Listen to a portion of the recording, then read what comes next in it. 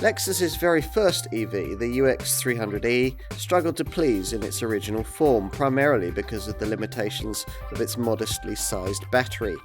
Now that the brand has upgraded that power pack though, this car demands more careful consideration from those in search of a premium badged full EV in the lower mid-sized crossover segment.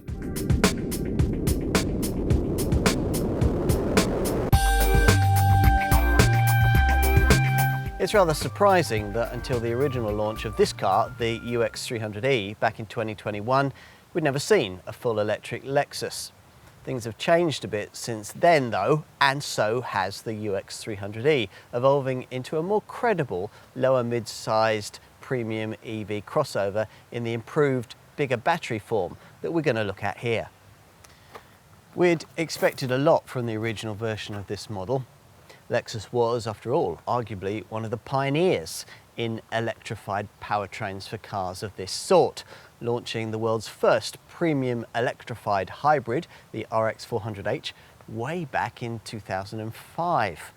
Subsequently though, the brand and its parent company Toyota sat back and let others take the EV lead in this segment, ready for a concerted attack on the full electric market in this century's third decade. To be frank, the original UX300e wasn't a particularly auspicious start to that campaign. Unlike Lexus's second EV, the RZ450e launched in 2022, the full battery UX sat on a platform originally intended for a combustion engine and could go only 196 miles between charges of its modestly sized 54.3 kWh battery. It was difficult to ignore the fact that much smaller, more affordable EVs could go a lot further. Some objected to the clunky infotainment system and remote driving dynamics too. All failings Lexus couldn't afford for this car to have in a segment flooded with pretentious new arrivals, almost all of them pushing the boundaries for what customers can expect from an EV of this kind. Hence the early update at the beginning of 2023 that brought us the improved UX300e that we're going to try here. Now the big news is the installation of a bigger 72.8 kWh battery, which has boosted driving range by 40%. Plus there are bigger infotainment screens and suspension tuned for more involving drive dynamics. Will all this tinkering be enough to bring the UX300e back into contention in this sector? Well, you'll need the industry's most comprehensive review, the Car and Driving Road Test, to find out.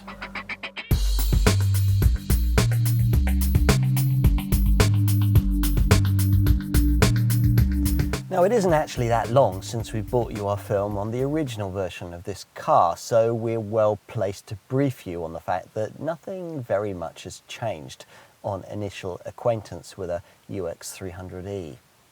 As before, the experience from the off isn't much different from what you get in a regular UX250h self-charging hybrid, though here there's no handbrake to release. You press the big start button. You get a little green ready light in the instrument cluster, then after a quick display of sci-fi graphics from the two drive screens, you're ready to go. Now, as you probably already know, the big news with this revised model is its bigger battery, but Lexus hasn't accompanied that with a hike in power for the accompanying electric motor, which still puts out 201 brake horsepower and continues to do so through the front wheels, there being no all-wheel drive option like there is on a UX250h hybrid. A gutsier e-motor wasn't really needed. 62 miles per hour from rest is, as before, dispatched quite adequately in 7.5 seconds. Nor would its installation have been wise, given that the new 72.8 kWh battery's 279 mile operating range is still only just about class competitive and hardly needs diluting with unnecessary reserves of torque. There's 300 Newton meters of that, by the way. Driving this car again, we remembered why we quite liked the original version once we got over its battery limitations. EVs can often lunge forward if you're a bit ham-fisted on the throttle, but this one's accelerator has a lovely linear feel, engineered by two expert Lexus 𝗙cie drivers, which helps not only when you're pushing on, but also in the kind of ponderous stop-start urban traffic that'll see this car extend its likely mileage between charges. As before, it's also class-leadingly quiet. With many other EVs, even poshly badged ones, all the lack of an engine does is highlight wind, tyre and gravel noise, largely eradicated here by undercover and wing liners, all-round acoustic glass, and the way the underfloor battery pack has been designed to act as a sound insulating barrier.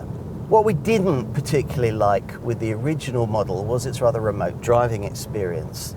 The vibe was definitely more appliance than automobile, which was disappointing given the brand's insistence that fun was very definitely on Chief Engineer 𝗙ecie 𝗹𝗹𝟐𝟐's list of priorities in developing this car. Now, it would be misleading to suggest that all has changed as part of this update, but when you push on through the turns, there's definitely a flavour of engagement that was missing before. Lots of careful development since the original launch has undergirded this change. Body rigidity is stiffer, there's more rigid tailgate reinforcement, there are new shock absorbers supposed to better control vehicle posture, and lots of suspension tuning's gone on, primarily to quell uncomfortable pitching. The steering's a touch more direct than we remember too.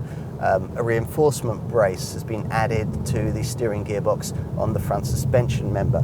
And as with all EVs, all this is helped by the car's fundamentally low centre of gravity, provided by the way that the battery is located beneath the body and the electric motor is set low in the engine bay.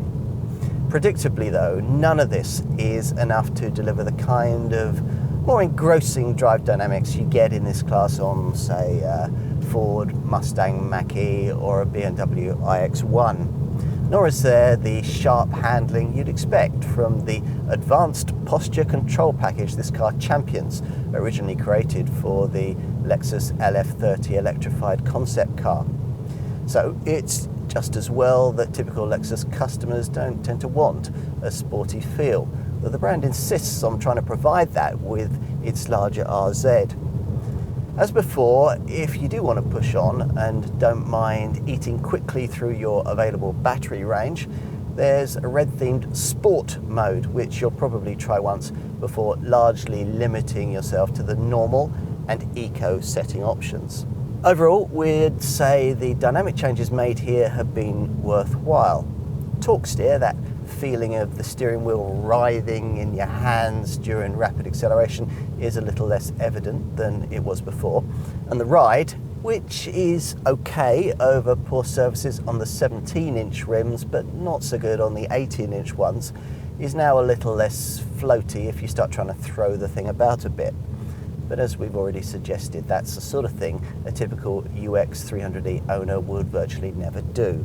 As usual on a battery-powered vehicle, there's a weird selectable noise, managed here by what the company calls active sound control, in this case broadcast through the audio system's central speaker.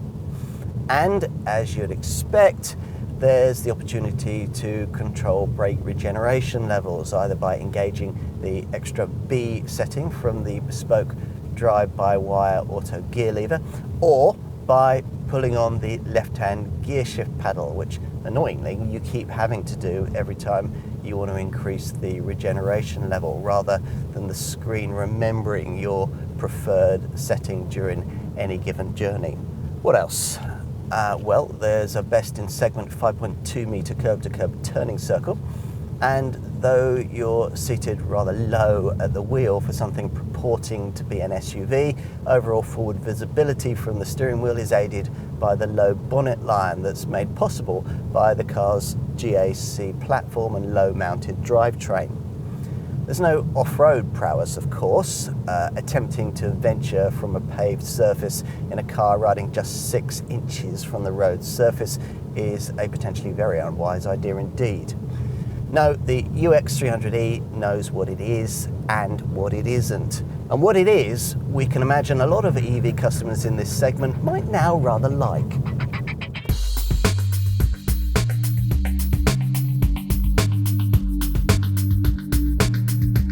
Now, Lexus is one of those brands who believe that buyers of full EV models want their cars to look as normal as possible.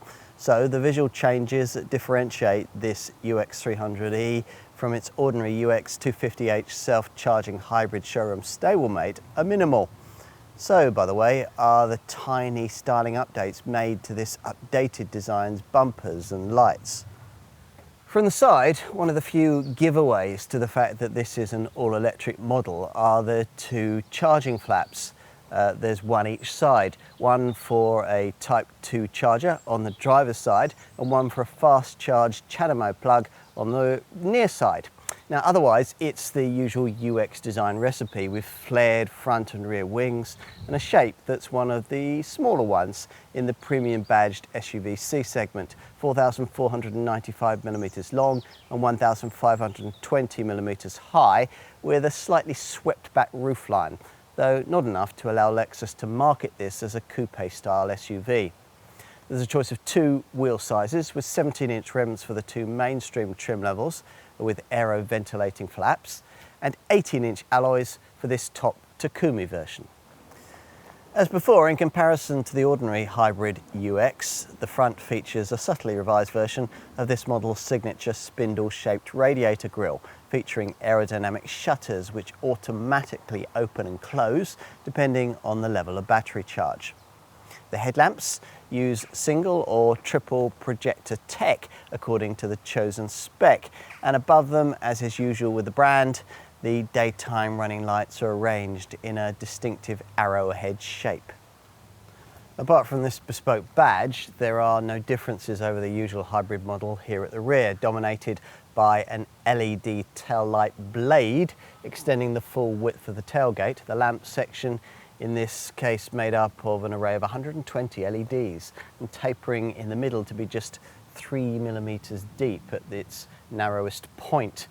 Intricate finishing of that sort is a Lexus hallmark, hence the wafer-thin shut lines and the way that the exterior surfaces have been refined to 1/100th of a millimetre tolerance, apparently pushing the boundaries of what could be produced in the body panel stamping process. The lower diffuser is marked by angular outer reflectors, and there's a wing-type spoiler at the rear edge of the roof. As usual, of course, what's more important is the stuff you can't see. This now more rigidly reinforced tailgate is made from composite materials, but most of the other body panels, the bonnet, the side doors and the wings, are fashioned from aluminium, all of it bolted to a high-strength GAC platform that makes extensive use of high tensile steel. Let's take a look inside, where the changes made to this updated design will be a lot easier to spot should you be familiar with the previous model. Now, the key cabin difference is found in the size of this center stack screen. The Lexus Link Connect display that you get on the two mainstream variants is still smaller than you would ideally want in this day and age, despite an increase in diameter from 7 to 8 inches. But this top 𝗙cie𝗹𝗹liche version now gets a much more satisfyingly shaped 12.3-inch Lexus Link Pro monitor. That's up from 10.3 inches before. The old system's infuriating touchpad, impossible to safely use on rougher surfaces, has now been thankfully banished too. The space on the centre console where it was previously located, now home to either heated seat controls or a storage cubby, depending on the trim level you've chosen. Otherwise though, everything's exactly as it was before. This full battery UX set apart from its hybrid counterpart by this bespoke drive-by-wire auto gear selector, branding on the floor mats and badging in the instrument cluster, where you'll also find some EV-specific displays if you look hard enough. Even the central instrument gauge looks much the same as that of the ordinary hybrid model, with its charge, eco and power options. Though here, of course, it doesn't transform itself into a rev counter if you select the sport driving mode from this rather curious protrusion on the left side of the binnacle. There's an information display to the left of the main gauge with selectable audio and safety menus. Plus, there's a further information menu for various specific EV functions, things like the range and your current and average consumption in miles per kilowatt hour. From here, you can also select a charging schedule, vary current and the charging limit, and even cool the battery. As with any UX, or any Lexus come to that, the interior feels really high-end, with a Japanese washi paper-inspired dashboard featuring all kinds of interesting creases and angles, a theme which carries on into these intricately crafted door cards.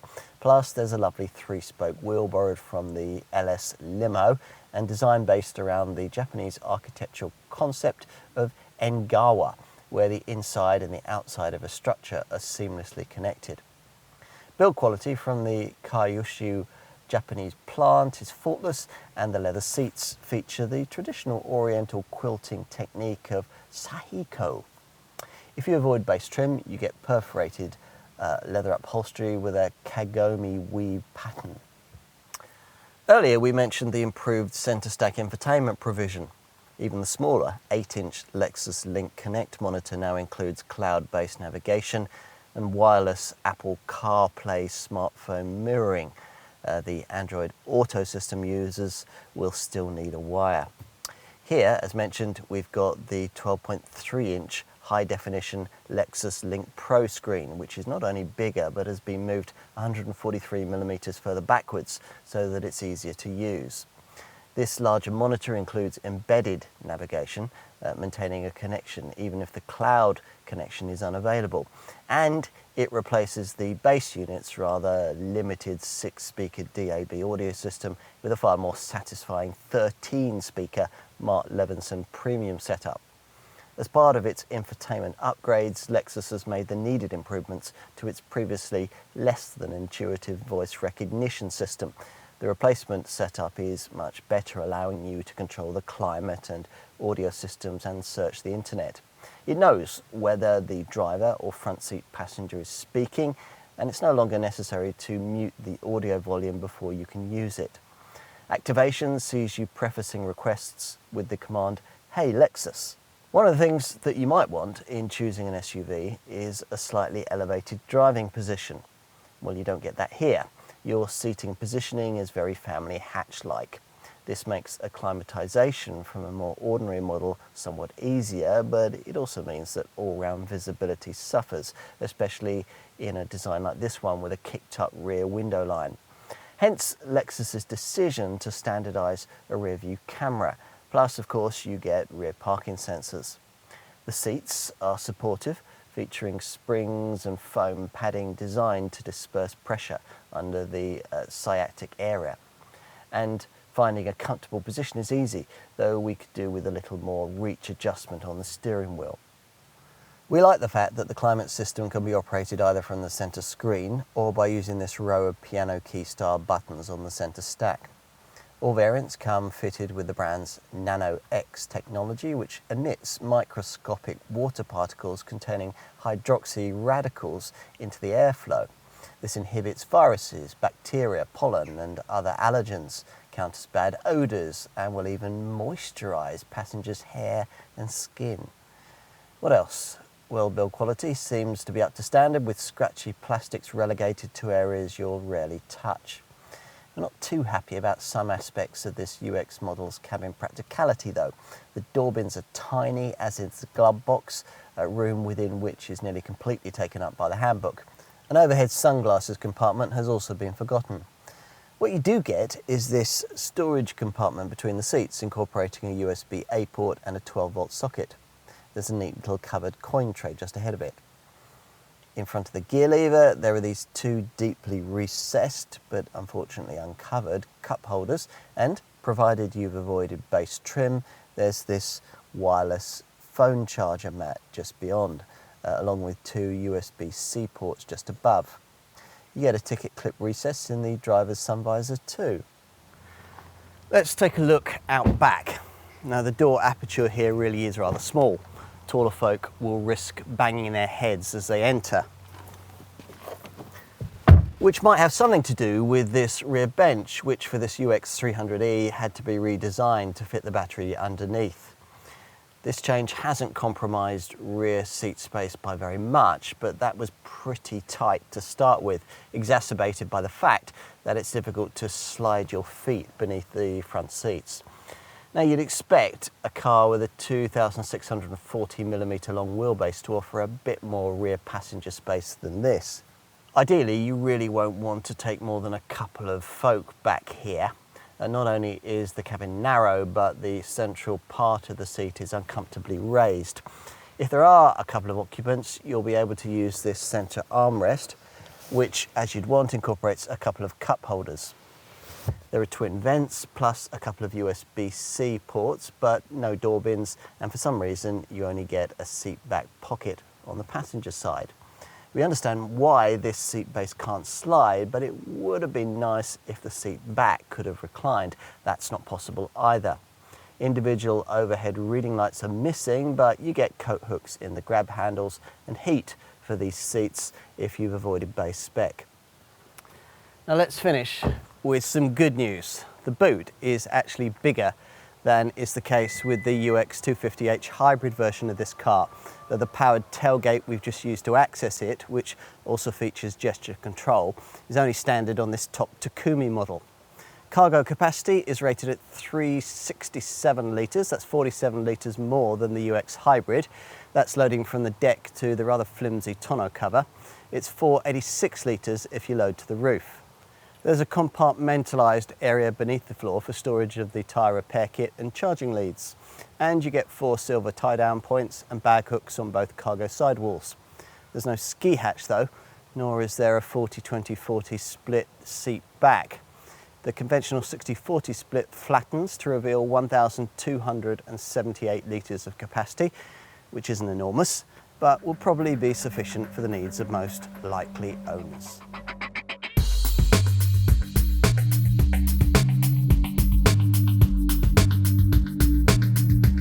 Prices for this improved 𝗙xe𝗹𝗹ie were pitched from around £47,500 upwards at the time of our test in autumn 2023.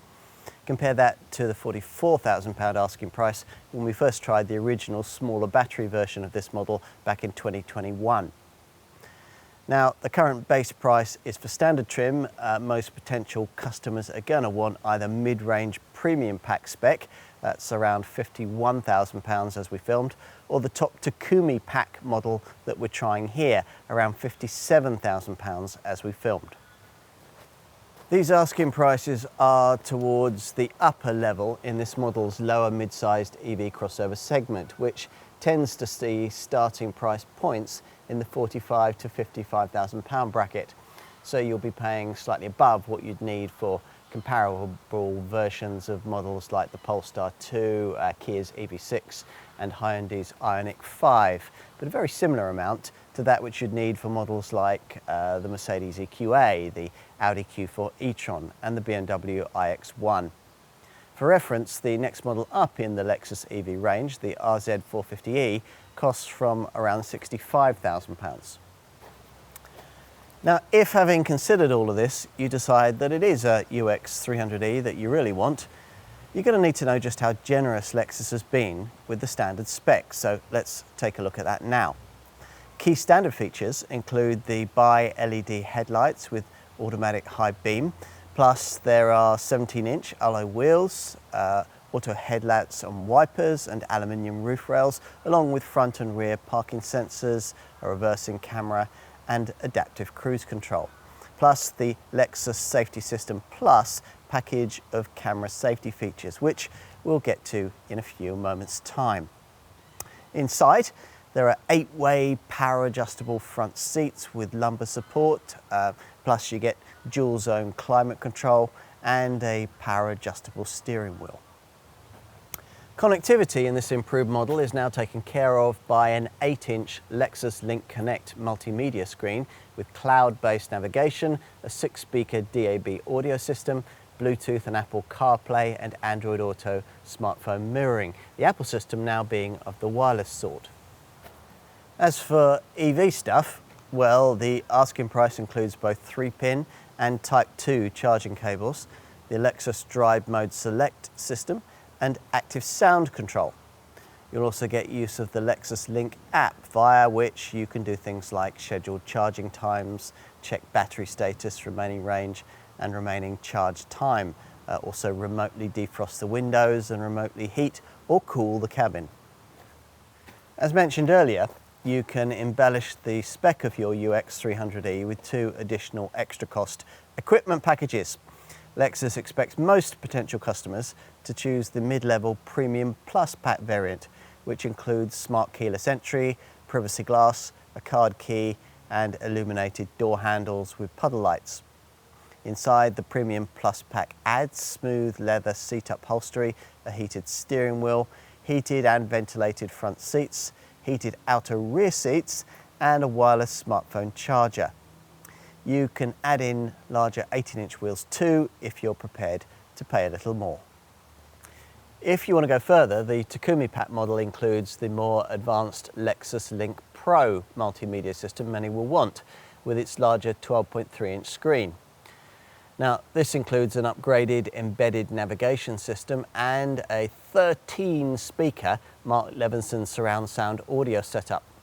Other things featured in the 𝗙cie pack model that you might well want on this car include a power-operated tailgate with a hands-free function, a 360-degree panoramic view monitor, a head-up display, an auto-dimming rear-view mirror, more sophisticated triple-eye LED headlights with an adaptive high beam system, aluminium scuff plates, a sunroof and 18-inch alloy wheels.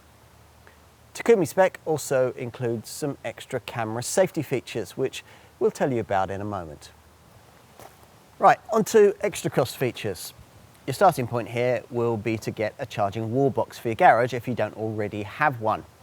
There's a choice of either a 7 kilowatt Centrica British gas one and a Lexus branded 22 kilowatt unit. Now, it'd also be wise to get the longer 10-meter version of the 32 amp fast charge cable, which comes with a Lexus storage bag. Right, what about practicalities? Well, you can add the roof crossbars that will enable you to add a roof box or a bicycle holder. There's also a protection pack with rubber floor mats, a boot liner and rear bumper protection film. Otherwise, it's mostly aesthetic stuff. You'll almost certainly be needing to pay your dealer more for your choice of paint colour, solid velvet black or Fuji red being the only shades included as standard. Various extra cost metallic shades are offered, like this one, and there are some pricier but more exclusive special metallic paint multi-layer colours offered too. Enough, let's move on to safety. Earlier we referenced the standard Lexus Safety System Plus pack that all UX300e models get as standard. Well, that's been upgraded as part of the range as part of this model update with various extra features. There's now the brand's intersection turning assist system, which detects oncoming vehicles and pedestrians crossing in the opposite direction when turning at an intersection. There's also now emergency assist, which automatically makes small corrective inputs to the steering to help prevent the vehicle from unintentionally departing from its lane. Plus, the dynamic radar control system has gained curve speed reduction, which automatically adjusts the vehicle's speed to suit the radius of a bend in the road ahead. Otherwise, the Lexus Safety System Plus portfolio on this car is as it was before. So you get the usual Lexus pre-collision system, which works as all these kinds of setups do, scanning the road ahead in search of potential collision hazards as you drive at speeds of between 7 and 110 miles an hour. If one is detected, you'll be warned.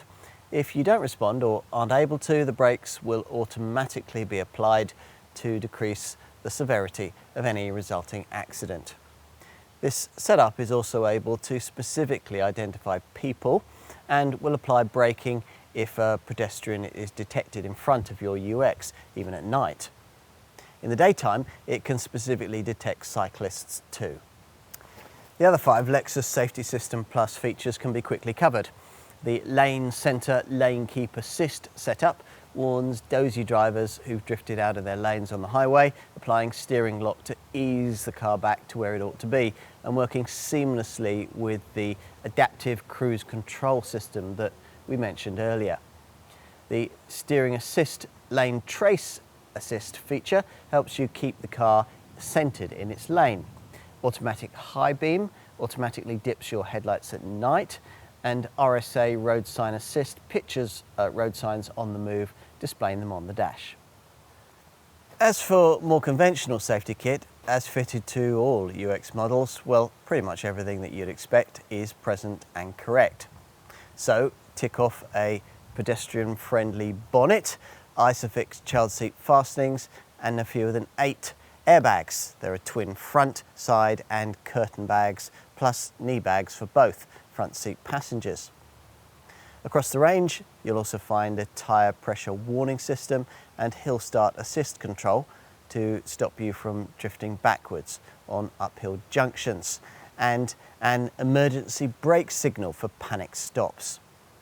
Now, we also like the PKSA parking support brake system. Now, that's able to automatically brake the car as part of parking manoeuvring if you're about to hit something solid or moving when you're trying to park. That might be a low wall that you haven't noticed, for instance. In addition, there are all the usual electronic driving aids for braking, traction and stability systems that in most other cars will only activate at the last minute if the situation demands it. In a UX though, it's all done a bit more cleverly. The so-called Lexus Vehicle Dynamics Integration Management setup, coordinating everything together and taking action to correct the car just that little bit earlier. There's also an incorporated e-call system that will automatically alert the emergency services with your precise GPS location if the airbags go off in an accident. At the top of the UX300e range, with the 𝗙cie pack model we're trying here, Lexus also offers 2 further camera-driven safety features. A blind spot monitor works on the move to stop you from dangerously pulling out to overtake in front of another vehicle, and a rear cross-traffic alert system warns you of an approaching vehicle when you're reversing out from a parking space. Plus, the 𝗙cie headlights that you get with this pack get more intelligent adaptive high beam technology.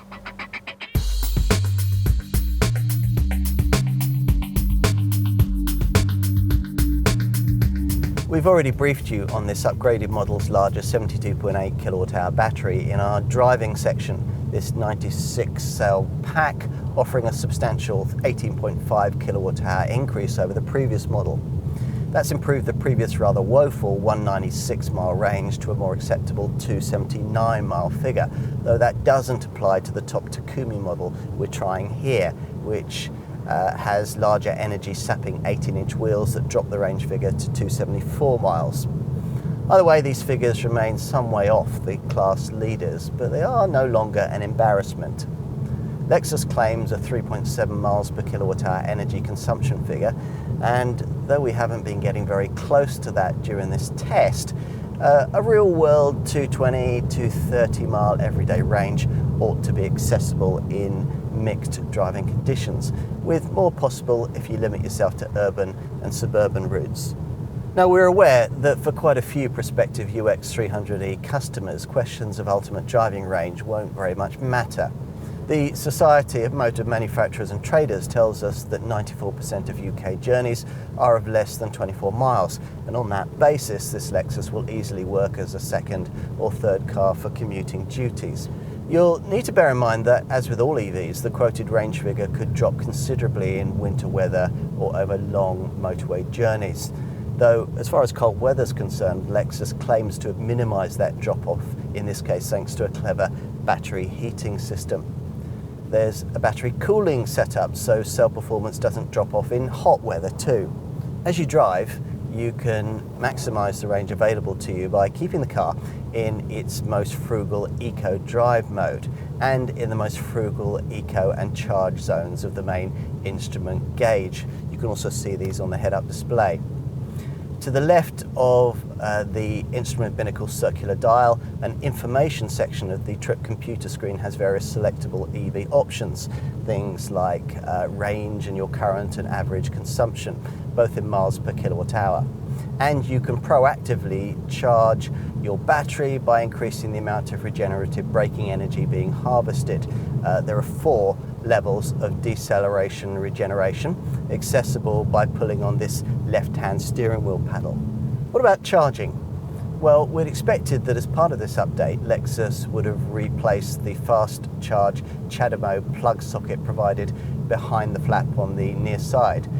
Changed it for a more modern CCS socket like you'd find on the brand's larger RZ and on most competitors. But no, the charging setup is just as before, which means there's also a second charging flap on the driver's side for a Type 2 charger. The DC rapid charging time isn't particularly impressive by modern standards, just 50 kilowatts. Quite a few rivals can charge at 3 times that rate. This means a 10 to 80% DC charge takes 50 minutes. It'd be around 80 minutes for a full charge. That, by the way, is half an hour longer than the original 54.3 kilowatt hour UX300e model. A bigger battery isn't always best. From home, a full charge from a 6.6 kilowatt wall box needs just over 8 hours at a maximum AC charge rate of 6.6 kilowatts. For owners new to EVs, Lexus offers 2 wall box options. One is a third-party 7 kilowatt unit, the other is a Lexus branded 22 kilowatt box. You can set charging times via the information screen options in the instrument cluster, which also gives you the option of setting a maximum charge level, as you might want to do if, for instance, you happen to live at the top of a very steep hill. If that was the case, you could set a slightly lower maximum level, then top it off with regenerative braking energy generated as you descended that hill at the start of your journey. The other way you can set charging times is by using the provided Lexus Link app, which also allows you to set charging schedules according to when the vehicle is next expected to be driven or when energy prices are low. Via this app, you can also defrost the windows and either preheat or pre-cool the cabin before you reach the car, so you won't have to spend climate system energy doing so once you're underway. One nice touch, and not common to all EVs, is that electrical features like the air conditioning and the audio system can be used as the vehicle is being charged. The Lexus Link app additionally allows UX300e owners to check battery charge and driving range and find public charging stations in the Lexus charging network. There are about 160,000 of them across Europe, with around 30,000 of those in the UK. When you arrive at one of these, you simply identify yourself using either the app or an RFID card before charging. By using the Lexus charging network, UX300e owners can do all their charging via a single contract and a single charging card. This means that charging can be done in different countries without having to deal with different provider contracts and cards. You simply get one straightforward single monthly invoice.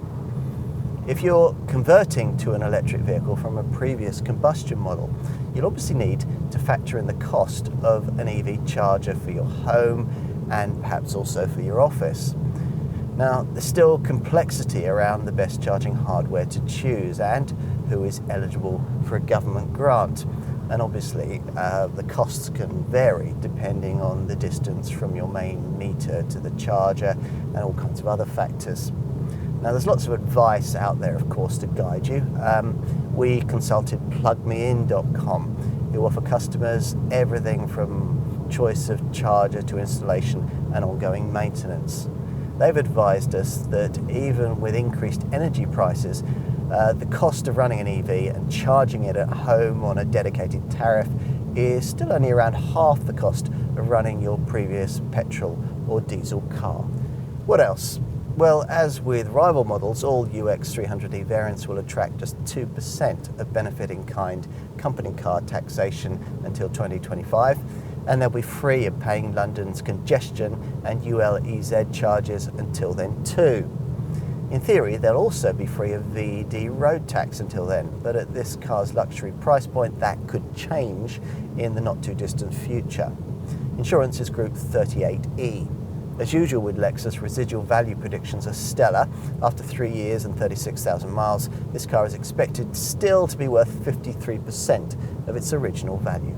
The battery is covered by its own 8-year, 100,000 mile warranty, covering degradation of the battery below 70%. Lexus reckons that degradation at the 8-year point will actually be no worse than around 85%, but refuses to guarantee that.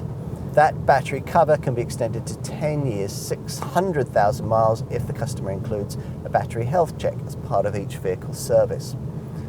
We've already talked about battery warranty. The warranty for the rest of the car is 3 years, 60,000 miles, which doesn't sound very generous until you learn that this can be extended to up to 10 years or 100,000 miles if this Lexus is serviced annually at a franchise dealer. The servicing in question is required every year or 10,000 miles.